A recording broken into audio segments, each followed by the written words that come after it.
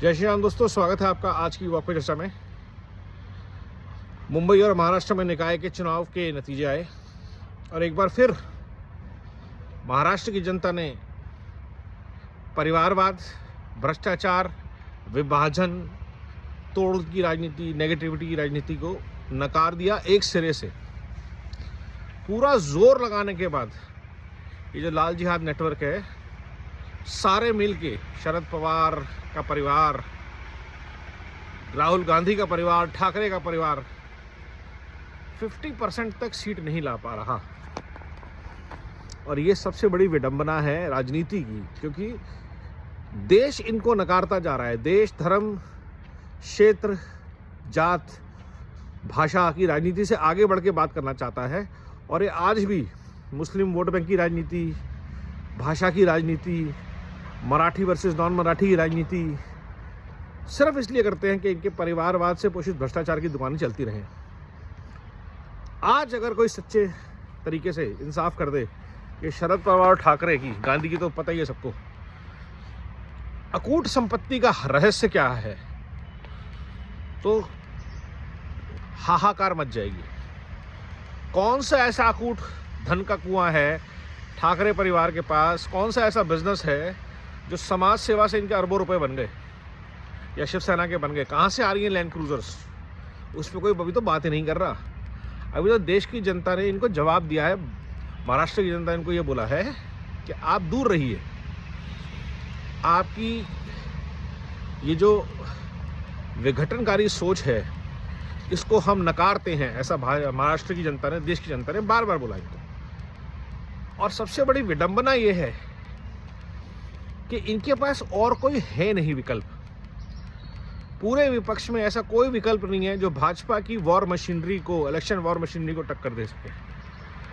कैसे छोटे से छोटा नेता से लेकर के बड़े बड़ा मंत्री कैसे भी चुनाव हो उसमें लगा होता है, किसी भी क्षेत्र से लगा होता है। ये हमने बिहार में देखा, अभी हमने महाराष्ट्र के निकाय चुनावों में देखा।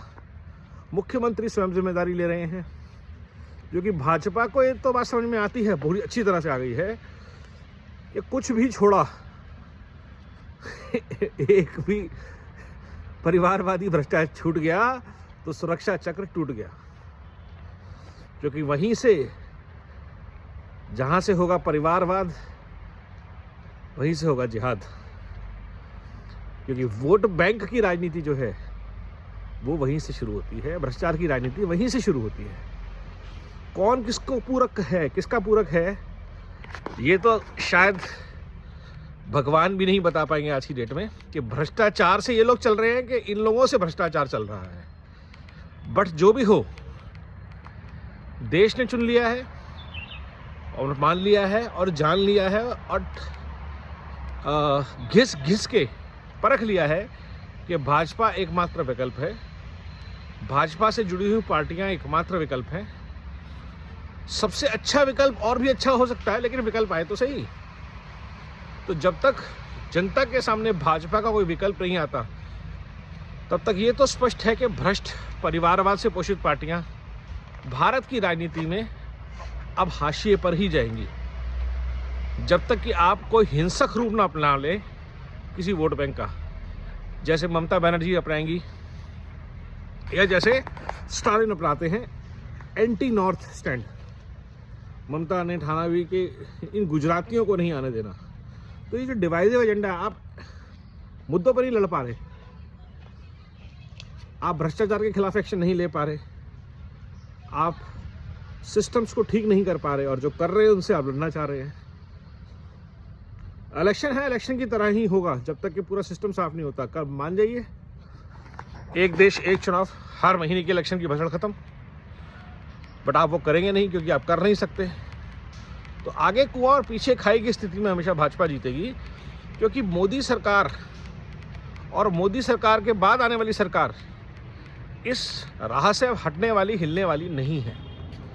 कि देश को मजबूत बनाना है, मजबूर नहीं, देश को एक करना है, अनेक नहीं।